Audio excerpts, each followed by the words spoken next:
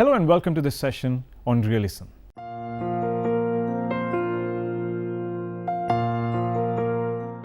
The Renaissance-inspired idealized painting tradition of Western art since 1400 didn't continue after the huge social change triggered by the Industrial Revolution. Works of art usually depicted from the viewpoint of those rebelling against the political oppression. England led the Industrial Revolution, which transformed the economies first of Western Europe, then of United States and other parts of the world from an agricultural to a primarily industrial base. Factories were established mainly in urban areas and people moved to the cities in search of work. New social class divisions arose between factory owners and workers. Demands for individual freedom and citizens' rights were accompanied in many European countries by social and political movements for workers' rights. Romanticism and realism were the art reactions to this social change. But realism rejected Romanticism's exotic themes and proposed the common society. The realist art movement flourished in France about 1840 until the late 19th century. It expresses an objective vision on modern life, the art truthfulness to the society. The 1848 revolution overturned the monarchy of Louis Philippe and developed during the period of the Second Empire under Napoleon III. This resulted in the fight for democratic reform and, as an effect, the realists democratized art by depicting contemporary subjects drawn from everyday lives of the working class. On the other hand, the invention of photography in 1840s made grew of the thought being realistic. Realism was based on the direct indulgence with the contemporary world. A manifesto entitled Le Realisme by Gustave Courbet issued in his personal exhibition. Here quotes a statement in 1861 that painting is an essentially concrete art and can only consist in the representation of real and existing things. Realists painted for the regime of liberty parallel to the naturalist literature of Émile Zola, Honoré de Balzac and Gustave Flaubert. Socialist philosophies and politics of Pierre Proudhon and Communist Manifesto by Karl Marx and Frederick Engels, published in 1848, coincided and influenced the realist thought. The same year, the first convention for women's rights was held in New York. The elevation of working class in the realms of high art and literature of the period recognized through the subject matter for realist artists. Those include the scenes of rural and urban working class life, street life, cafes and nightclubs, etc., which was general move away from ideal towards the ordinary. This spread to the Western art world and shocked the patrons of art, especially in France and Victorian art of England. Realism, as a highly political style, arose simultaneously with the Revolution of 1848.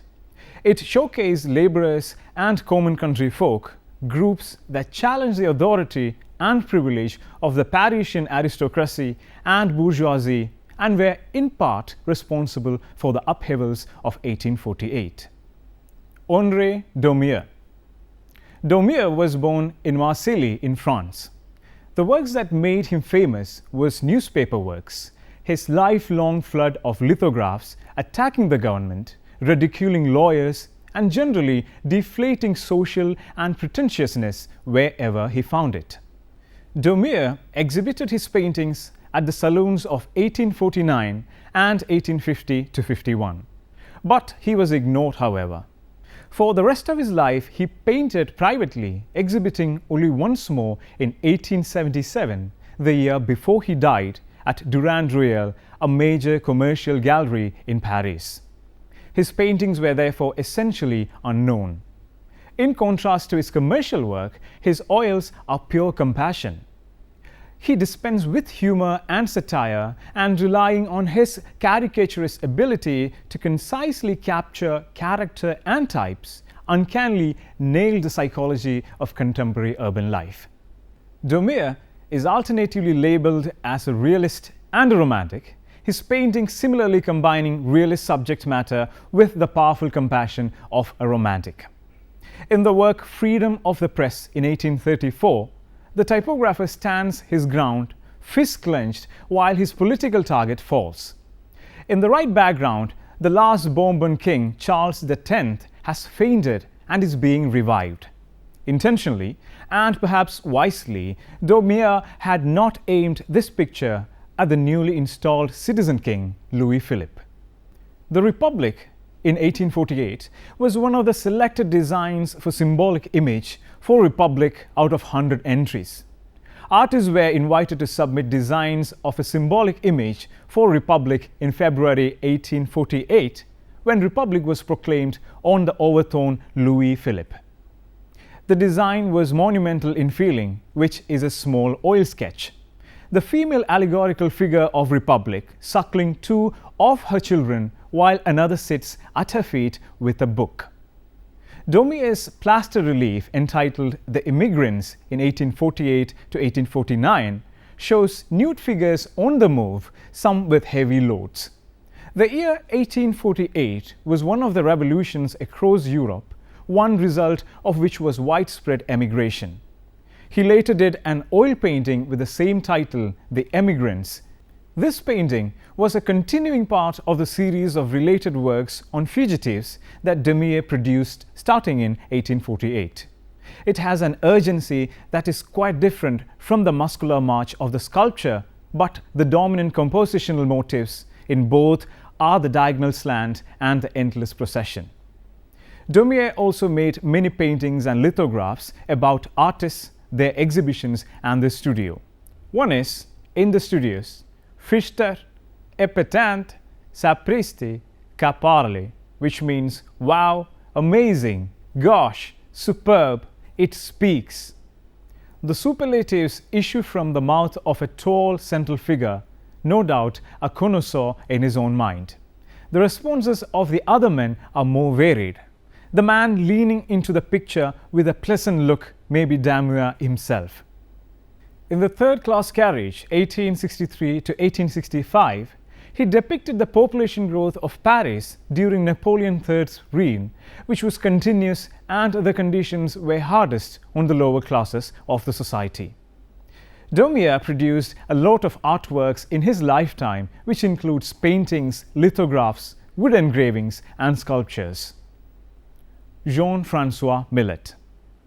Millet was born at Grouchy in Normandy, the other great realist painter. Although he painted peasants, Millet never condescended or prettified his subjects and was never sentimental. He was well educated and well read, and after choosing a career in painting and studying in both Cherbourg and Paris, he began by making portraits using a dark palette that inspired from his love of 17th century Spanish painting and Rembrandt. In the late 1840s, when back in Paris, he befriended several of the landscape painters of the Barbizon school, and in 1848 he produced his first peasant painting. Pictures of peasant life would be his specialty for the remainder of his life. In 1848, after an outbreak of cholera in Paris, Millet settled permanently in Barbizon. Unlike Courbet, Millet's realism depicts a timeless, non-specific, agrarian, anti-urban and even religious nature of his subjects. L'Angelus, painted in 1859, depicts a man and a woman praying to the bells of Angelus, the church near their home. The peasants must work instead of attending church, but still make time to pray. The painting The Sower in 1850 shows a powerful figure precisely situated against a sloping horizon. He strides forward, filling the picture. The figure's casting of the grain probably refers to a biblical proverb. Another famous work by Millet is The Gleaners in 1857. The three women in the painting are performing back-breaking labor, but part of the story is also taking place in the background.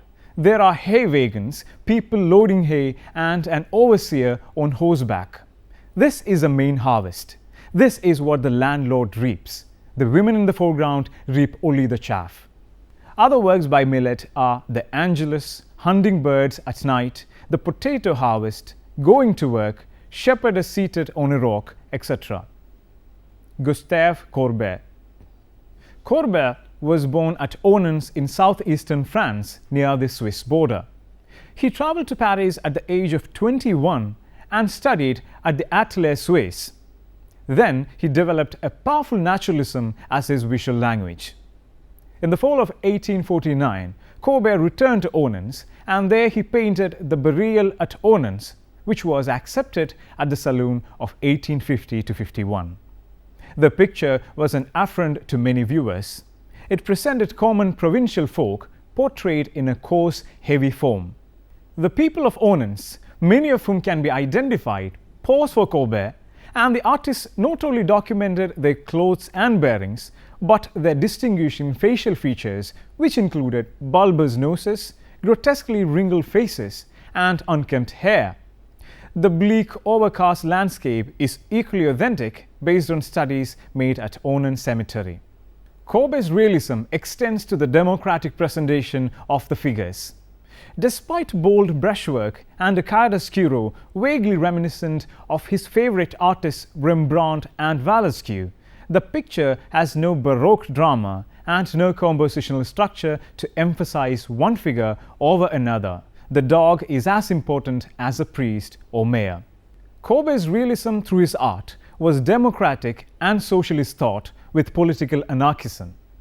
Apart from painting, he wrote politically motivated essays and articles. Quoting him from his letter to a friend in 1850, "In our so very civilized society, it is necessary for me to live the life of a savage. I must be free even of governments. The people have my sympathies. I must address myself to them directly." He paints only what he could see. Painting titled The Stone Breakers in 1849, destroyed at Dresden, depict two anonymous peasants at hard labor. Proudhon, in fact, read The Stonebreakers as an irony directed against our industrialized civilization, which is incapable of feeling man from the heaviest, most difficult, most unpleasant tasks and the eternal lot of the poor. Burial at Onans in 1849 shows a transcript of the experience of the rural people of a corner of France distant from Paris, but the painting was made to be exhibited in Paris. The deep attachment of the French people to their individual regions is well attested and seems almost a mythical part of being French. Equality in the arrangement of pictorial surface can be seen across canvas. Another important painting by Courbet, known as the Artist Studio in 1854–55, however, fuller title is Interior of My Studio, a real allegory of 7 years of my life as a painter. Quoting his letter to a friend on the time he began the painting is that, "I am not yet dead, or realism either, for this is realism. In it are the people who thrive on life and those who thrive on death. It is society at its best, its worst, its average." His paintings include portraits, self-portraits, landscapes, nudes, and many others. Rosa Bonheur. Rosa Bonheur, a fourth realist exhibited at the Salon of 1850–51, who garnered considerable attention. She studied with her father, a drawing instructor and socialist who advocated full equality for women. From early on, Bonheur was determined to become a successful woman in man's world. Instead of making the small still lifes and watercolors traditionally associated with women, Bonheur became an animal painter who worked on a large scale. Rather than the exotic animals of the romantic world of Delacroix and Barret, Bonheur painted farm animals, including cows, horses, and sheep. Influenced by the scientific empiricism of natural history, she presented specific species, carefully studying each and accurately rendering them, often in minute detail. Bonheur began showing at the Salon of 1841. Rosa Bonheur's painting, The Horse Fair, shows her close study of the anatomy and movement of horses galloping, rearing, and parading. The realist qualities of her paintings are scientific observation. Benoit dissected animals from butcher shops and slaughterhouses. In addition to the realist qualities of the horse fair, the thundering energy of the horses, and the efforts of their grooms to keep them under control to have a romantic character. Likewise, the turbulent sky echoes the dramatic dynamism of the struggle between humanity and the untamed forces of nature. In 1848, Benoit painted a large commission work from the new Second Republic to document French regional agriculture. Summary. The realist art movement rejected the idealized classicism of academic art and sensationalized romantic aspects of romanticism. Realism was contemporary, direct observation of the real events that were important to the artist's lifetime, and glorified the working class in a natural, non-romantic way. The art of the time employed naturalistic visual language to express reality in the social life of human beings.